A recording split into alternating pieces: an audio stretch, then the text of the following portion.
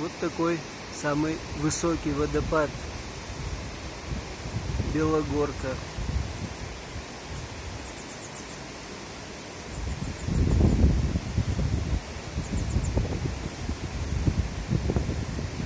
И потом ниже ручей течет.